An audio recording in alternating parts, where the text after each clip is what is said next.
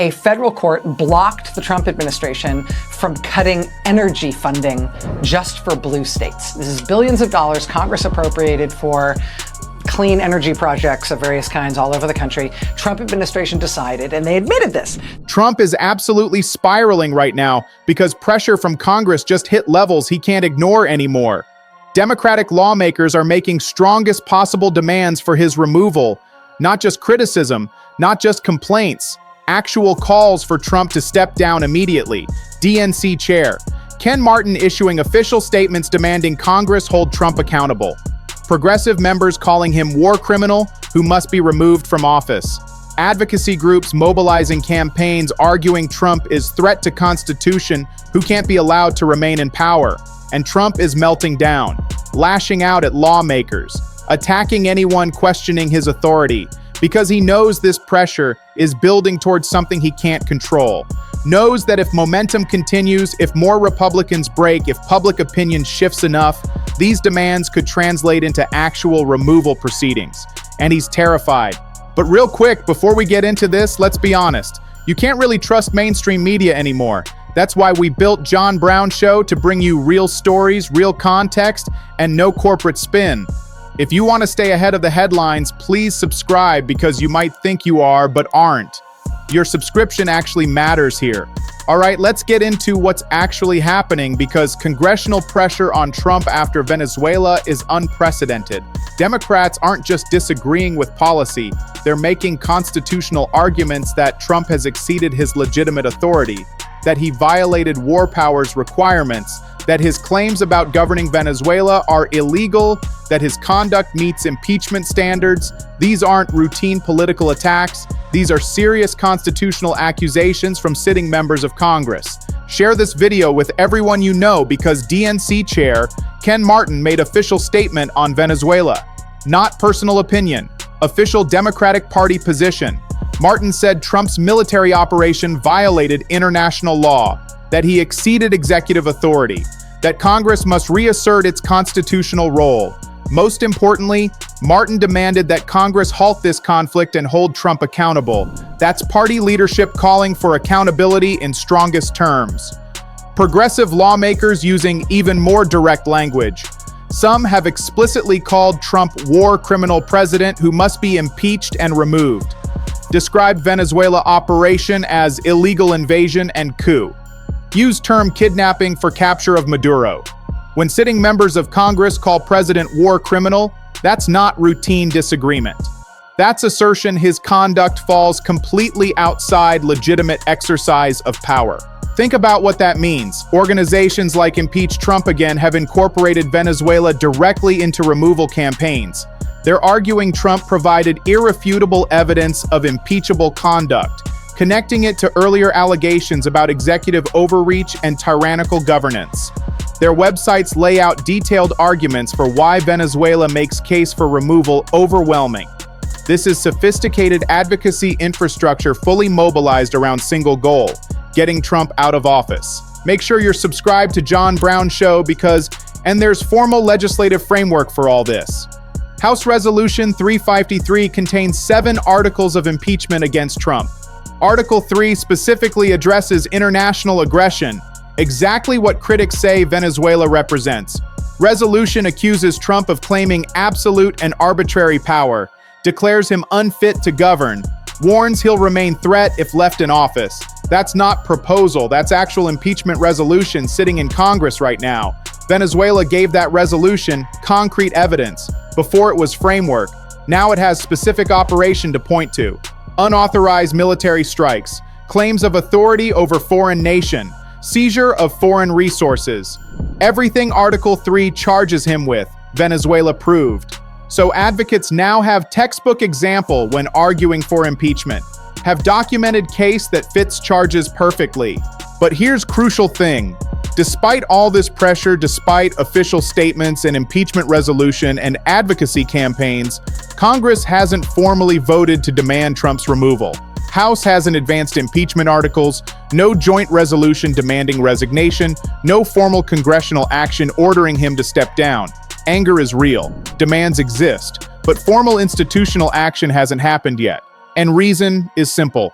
Republicans control House. Republican leadership controls what gets voted on. Republican committee chairs control what advances, and they're not going to impeach their own president. Doesn't matter how strong constitutional case is.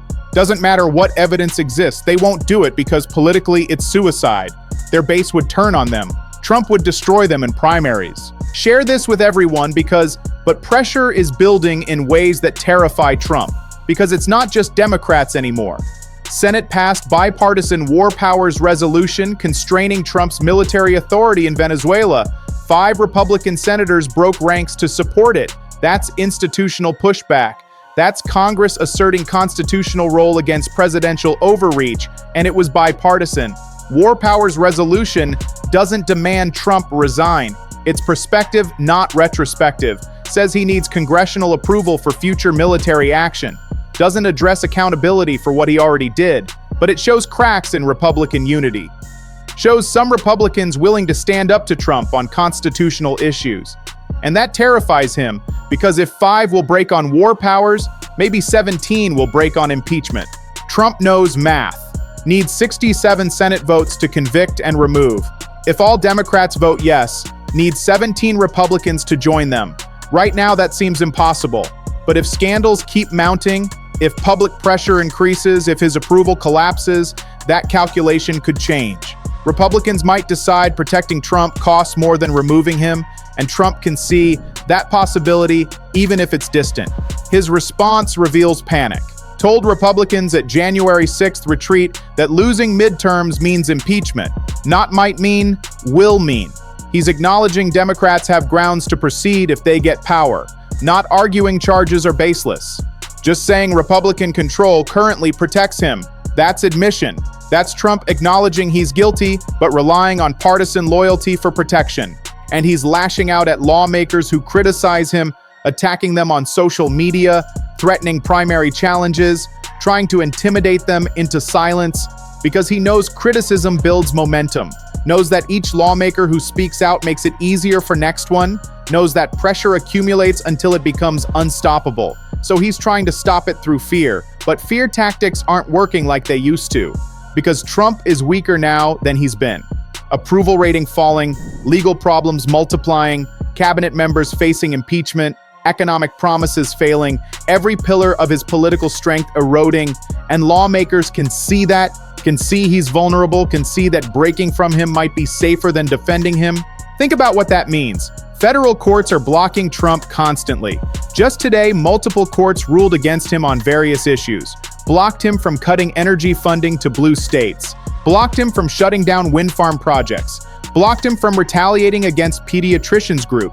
Pattern of judicial defeats showing Trump's actions are illegal. And lawmakers watching that have to wonder if defending him is worth it. When courts keep saying Trump is breaking law, when judges keep blocking his actions, when legal experts keep calling his conduct unconstitutional, lawmakers face choice.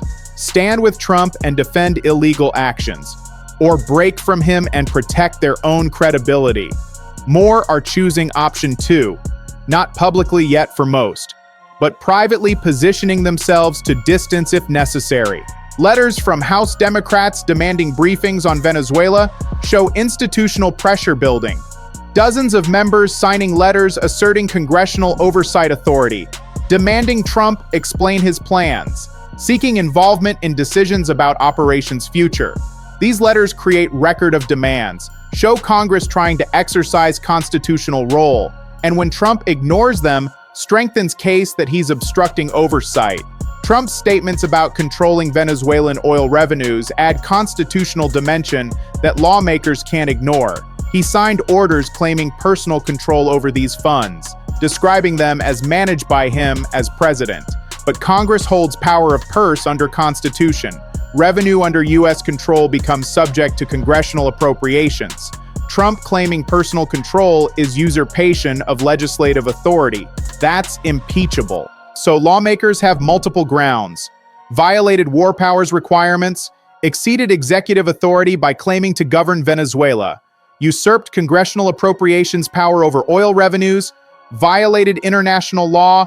Each one separately is serious. Together, they're overwhelming case for removal. and Democratic lawmakers are making exactly that argument publicly. Share this video because advocacy organizations are doing more than just making arguments. They're organizing grassroots pressure, running campaigns in swing districts, targeting vulnerable Republicans, creating political costs for protecting Trump, making it clear that voting to defend him will be used against them in elections. That's effective pressure because it threatens what lawmakers care about most, their seats. And Trump knows these campaigns are happening, knows money is being spent targeting Republicans who defend him, knows ads are running showing civilians killed in Venezuela operation, showing him claiming illegal authority, showing pattern of lawbreaking, all designed to make Republican lawmakers pay price for loyalty to Trump, and it's working. Polls showing vulnerability for Republicans in competitive districts. 2026 midterms are becoming referendum on Trump. Every Democratic campaign will run on accountability, will argue that giving Democrats House majority means holding Trump responsible for crimes, that Republican control means continued protection of criminal president. That's a powerful message, and it's resonating with voters tired of chaos and lawlessness. If Democrats take House, everything changes immediately. Impeachment resolution gets advanced from committee, hearings happen, evidence gets presented publicly, witnesses testify, vote happens, Trump gets impeached for third time. That's not speculation.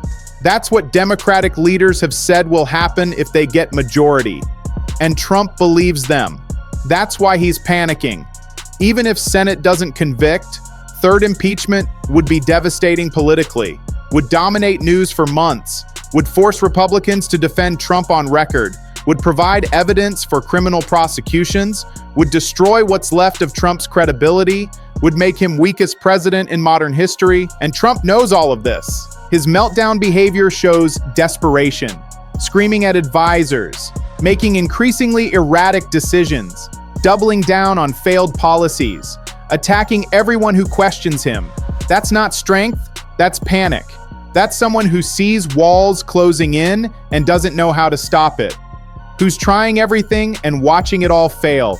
Think about what that means. Now let me talk about what would actually trigger formal removal demand. Because we're not there yet, but we're closer than we've been. Current situation is intense criticism, advocacy campaigns, some bipartisan constraints, impeachment resolution sitting dormant, not yet formal congressional vote demanding resignation, not yet official institutional action ordering him to step down. What would get us there? First would be Democrats taking House in 2026.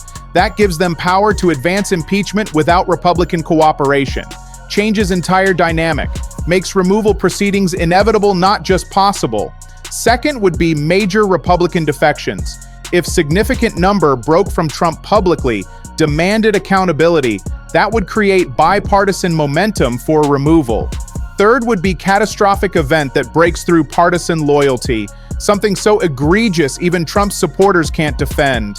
Clear crime caught on camera, undeniable abuse, something creating political permission for Republicans to turn on him without angering base. Fourth would be total approval collapse. If even Republican voters abandoned him, politicians would follow. Bottom line is this: Democratic lawmakers are demanding Trump be held accountable for Venezuela. DNC Chair Ken Martin issued official statement saying Trump violated international law and Congress must act. Progressive members calling him war criminal who must be removed. Advocacy groups mobilizing sophisticated campaigns for impeachment. House Resolution 353 provides legislative framework with 7 articles of impeachment. Venezuela gave Article 3 concrete evidence, unauthorized strikes, illegal governing claims, oil revenue usurpation, all documented, all fitting charges perfectly. Senate passed bipartisan war powers resolution constraining Trump's future military authority. 5 Republicans broke ranks, shows institutional pushback and cracks in unity. Letters from House Democrats demanding oversight, creating record of Trump obstructing Congress. Trump's panic obvious in behavior. Told Republicans midterm losses mean impeachment. Lashing out at critics, making erratic decisions. All signs of desperation. Federal courts blocking him constantly. Multiple rulings saying his actions illegal. But formal congressional vote demanding removal hasn't happened because Republicans control House and won't act. Impeachment resolution sits in committee. No floor votes scheduled. Anger is real, but institutional action blocked by political reality. 2026 midterms are pivot point. Democratic control means impeachment proceeds. Republican control means continued protection despite evidence. Trump knows he's vulnerable, knows case against him is strong, knows only protection is partisan loyalty, and knows that loyalty is weakening. More lawmakers willing to criticize, more Republicans breaking on specific votes, more pressure building, all pointing toward moment when demands translate to action, when criticism becomes removal proceedings, when Trump faces consequences he can't escape through political power. That moment isn't here yet, but it's coming, and Trump can feel it. That's why he's melting down. This story continues. Stay tuned.